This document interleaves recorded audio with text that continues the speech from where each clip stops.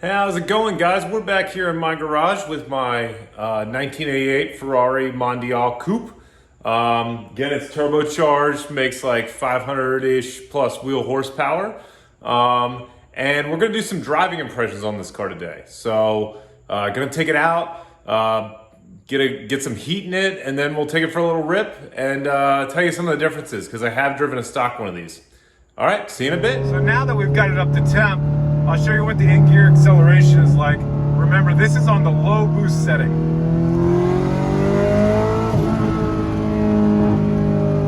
She scoots for an old car. She scoots. So sitting in the Mondial is pretty funny too.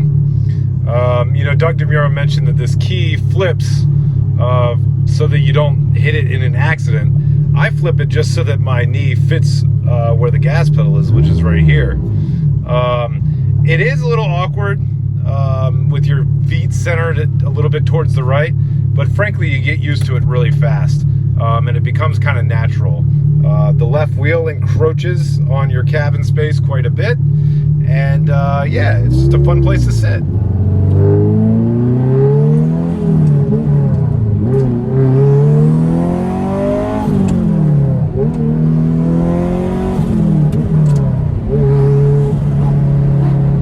Driving the Mondial.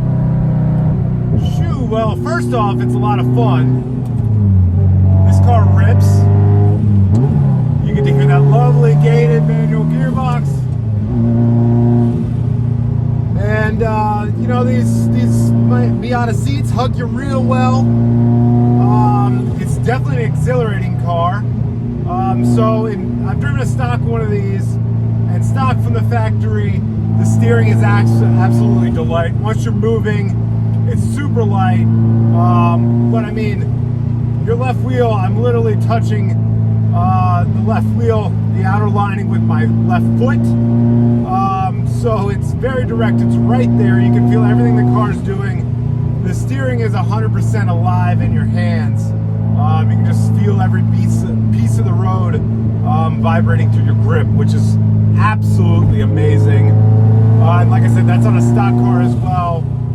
And once you're moving,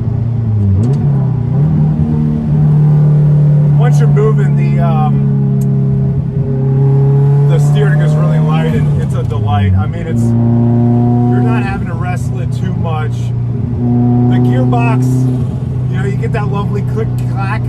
Maybe not so much as in the newer cars, you know, a 360. 430, 550, something like that, but it's still definitely there. You have to be very deliberate with it, right? So you got to be smooth, not fast. It's not something that you're just going to go in like, it's not a Muncie sport 4-speed, right? You're not just going to shove it through the gears. You've got to be a little bit artistic, if you will, but it's definitely a positive in, positive out situation when you get it right, and you get used to it pretty quickly. I'm stuck a little bit behind the truck, so we'll just slow down here for a second. But I get a lot of questions on the gearbox on this car, right? You know, it's got to be built. Your car's running 500 wheel horsepower, and the gearboxes on these, you know, I'll call them the 3 Series cars, the 308s. 328s, the Mondials, all of those, same gearbox, pretty much, and they're really stout. So Aaron Bunch, the guy at ATS Racing that did the turbo kit on this car, I mean, he's run like 900 wheel horsepower through one of these things. So they're not made for smoky burnouts, they never were. So don't go and like clutch dump this thing in first and second gear and expect it not to just like break, you know, the axles, or, you know, do some more internal damage. But in terms of getting the power to the ground, no problems whatsoever. Handles it perfectly. The suspension, it's a little bit floaty because it is a GT car, right? But it's not too bad, especially with the adjustable coilers I have on this car. It gives it just that firmness that it needs. You know, it's really a fun car to drive. Again, I'm 6'4", and you know, my head is close, but it's not touching this. Kind of hangs down a little bit. Probably something I need to fix, but I'll save that for another day. If you fix everything on an old car, just something new will break. But, you know, this thing, the power band wise, stock one of these has a really lovely little engine, almost like a sewing machine, right? It's a small V8, 3.2 liters, and they love to sing all the way to the all the way to the red line, which is, you know, right at that 7,800 RPM mark, right? So it's got a yellow line starting at 7,400, and then you've got another little bit after that. This car, slightly different. It's less of a smooth delivery, right? You do have that turbo, although these engines love to be turbocharged. So they made all their power in the top end anyways. So it doesn't feel necessarily unnatural. You know, this is my foot down in fifth gear. That's just touching 3,000 RPMs, and you can hear that blow-off valve start to hit.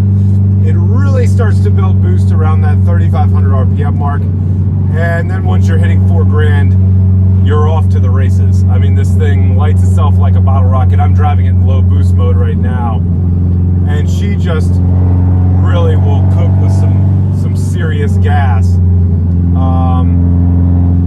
So, you know, it definitely gets up and going. Actually, I'm gonna do up here, I know a little flip around. I'm gonna do that so that we can give it a little bit of we'll let the old girl eat a little bit. But this car is safe to rev out to 8,100 RPMs. That's what all the dynos show and everything like that. That's what Aaron's told me it's good for. I don't think I would ever do that. I keep it around, you know, I'll touch like the 7,200 mark. What's funny is it's not that I'm necessarily afraid. The steering wheel, because it's a smaller diameter and I'm a taller guy, it blocks everything from 5 grand to 8 grand. So I really only pick it up at 8,400 RPM. So I gotta go like that if I really want to find where the top end is. And I've just kind of tuned my ear to be like 7,000 RPMs. Okay, good to change gear, right? I mean, I'm not trying to get every single thing out of this car, so I'm pretty good with it. So let's flip around up here, and we will go for it for just a little bit.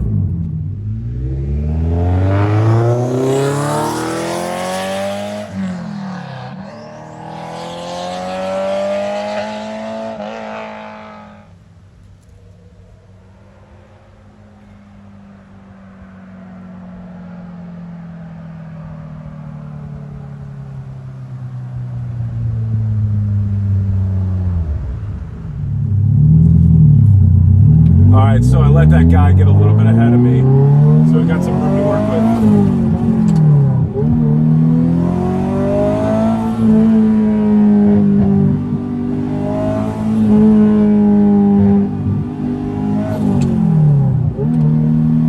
So this car is really fun.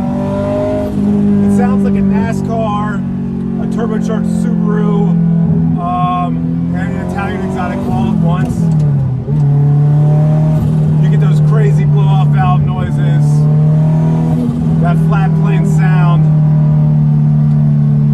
and you know, then you get that lovely, you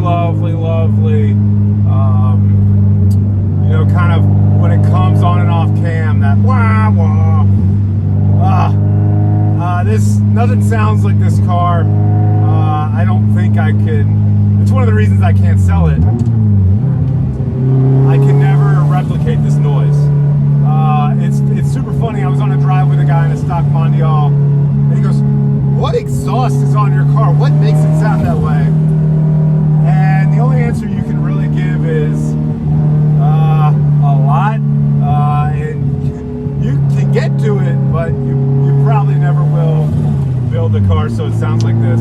One of these with a 2B or you know a built free flowing exhaust, they sound delightful. They really do sing. But the sheer brutality of this motor and the rawness at which it drives, it's unmatched. I mean, it feels like you're on twisty back roads like this. You feel like a Group B rally race car driver. know, I joke with one of my friends that, it's a little Porsche right there. I joke with one of my friends that, you know, he wants to build it into, you know, a safari build and really give it that groupie look. But frankly, I'd love to do it, but I only have one of these, and I have so much damn fun with it right as it is. You know, I hesitate to ruin a good thing.